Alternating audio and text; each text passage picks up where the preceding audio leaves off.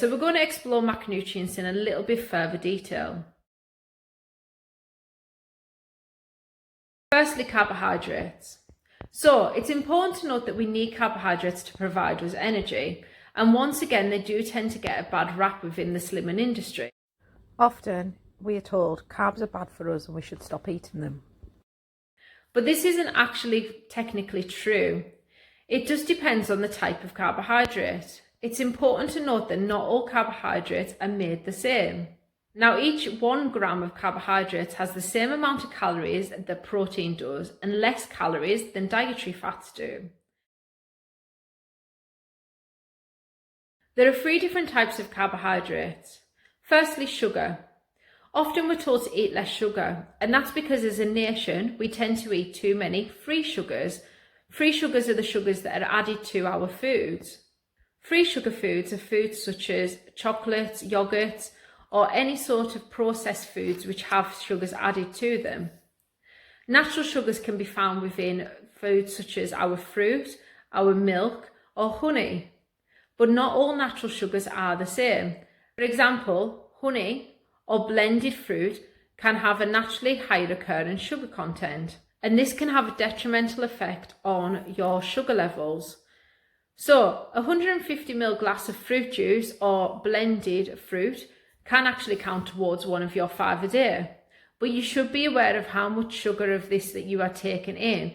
Whilst it is natural, it can still cause tooth decay, and it does have that detrimental effect on your blood sugar levels.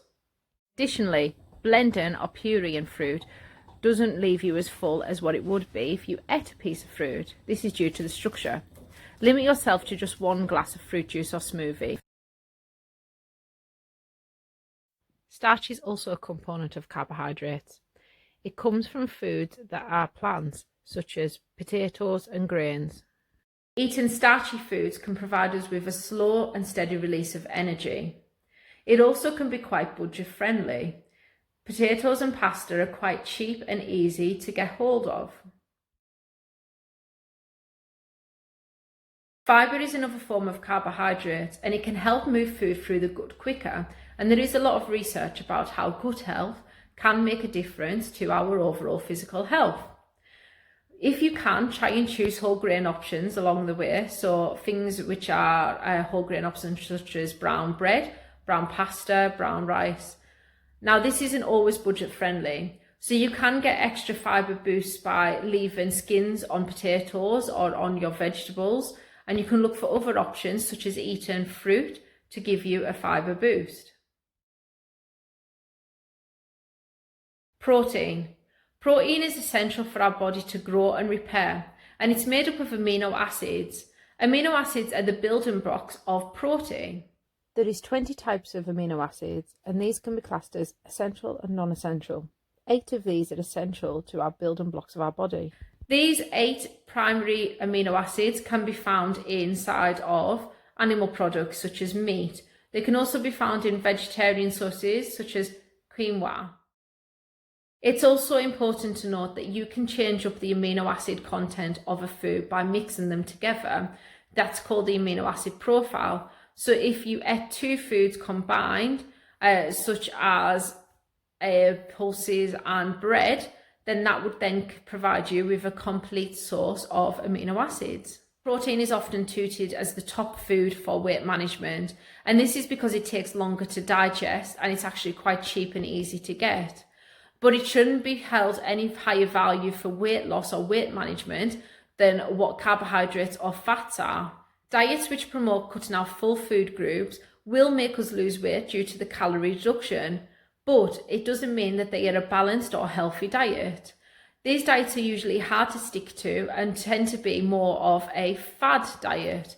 A fad diet is something that you will struggle to stick to day in, day out for the rest of your life. Sometimes it's necessary that we change our diet in line with our medical circumstances, and if you have been prescribed a diet by your medical practitioner, it should be overlooked by a dietitian or somebody else in the medical field. It's really important that when we are taking dietary advice that we understand the sources that we are taking it from. So look for registered dietitians, look for information from registered sources, And please be aware of taking dietary advices from specific trainers, personal trainers, or internet or popular media. Dietary fats have a really important role within our diet. They also have a really important function within our body. They help break down our vitamins, our micronutrients, and they help us provide our daily function. The primary role of dietary fats is to help our energy reserves. So they help us keep fueled and keep our energy levels high. Fats are high in energy and calories, with 9 calories per 1 gram. That actually double or just slightly double than what carbohydrates or proteins have. And this is why we eat them in smaller amounts, but they are still just as important. Fats that are from good sources come from mono or polyunsaturated fats or more natural sources of fats. These can be found in things such as olive oil or avocados. It's recommended that we don't have any more than 70 grams of fat per day, and with the majority of those coming from good sources of fat. Good fats are classified as unsaturated fats.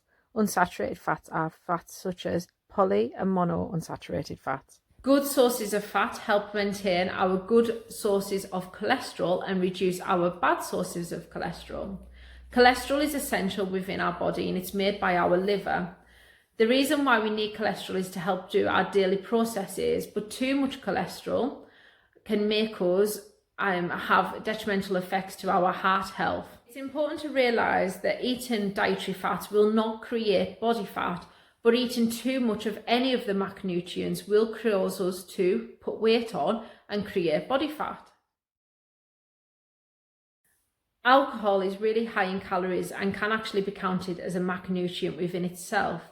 Unlike the other macronutrients, carbs, fats and protein, alcohol does not provide us with any purpose. It does not help us fuel our body in any way, shape or form, and actually can be detrimental to our body's processes. It is also important to note that alcohol itself is quite high in calories. It is recommended that you have a maximum of 14 units of alcohol per week, and it's recommended it's not drank all within one day and spread across a few days. This is to deter from binge drinking. And 14 units is equivalent to just under 6 beers, and that can have at least 1,100 calories in, or 6 glasses of wine at 954 calories. Spirits are often high in calories and high in alcohol content also. Finally, using the Eat Well guide can help you follow a balanced diet. It's a visual tool to remind you of the different components needed for balanced diets, and it provides information about reading labels.